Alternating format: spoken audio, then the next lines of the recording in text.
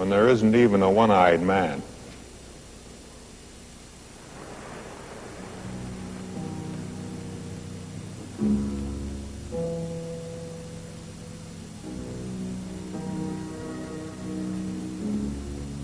If central banking belongs to Britain, paper money, government paper money, belongs to America.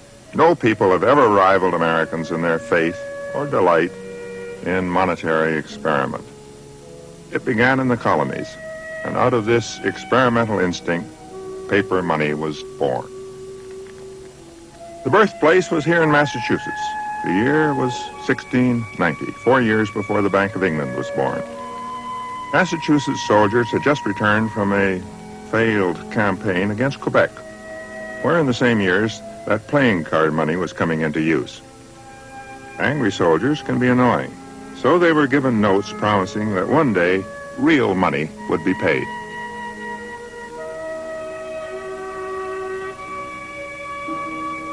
As with the early banknotes, the money promised was gold or silver. Rhode Island and South Carolina issued notes in huge volume with no thought of eventual redemption. The middle colonies, Pennsylvania, Maryland, New York, used the new invention with surprising good sense and restraint, found it a great convenience and an antidote to falling prices depressed business. Restraint or not, London did not approve. By 1764, Parliament had fully forbidden this dreadful nonsense as they saw it. The action caused almost as much resentment here in Philadelphia as did the taxes.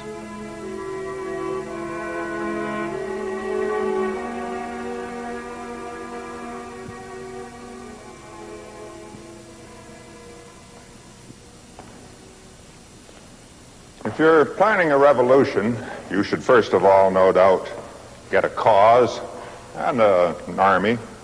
But then, based on all experience, you should get yourself a printing press. Revolutionary governments cannot easily levy taxes, especially if the revolt is against bad taxes. Their credit isn't likely to be good, so they can't borrow. And there remains only the printing of money. Money so printed paid for the Russian Revolution, likewise for the revolt of the Confederate States, likewise for the French Revolution. The famous assignats were issued against the security of the church lands and the land of the nobility. And 200 years ago, paper money paid for the American Revolution. Some of this money was issued by the states, which is not a surprising thing, since as colonies they had pioneered in this particular invention. And the rest of the Continental notes were authorized by the Continental Congress. One predictable result, was severe inflation. By the end of the war, a pair of shoes cost about $5,000 in Virginia, and a full outfit came to around $1 million. But there was no alternative. The colonists, as all know, were greatly opposed to taxation without representation, a principle that was first discussed here in Carpenter's Hall in Philadelphia. And also, a very much neglected point, they were almost equally opposed to taxation with representation. No one thought that the new republic was even a passable credit risk, so only one thing remained: paper money. It was paper money that saved the day. This has, on the whole, never been admitted.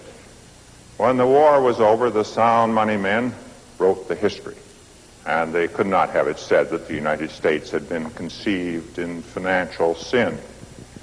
So they held that the financing of the revolution was a terrible mess, without ever explaining what would have been practical as well as right. And their view persists pretty much to this day.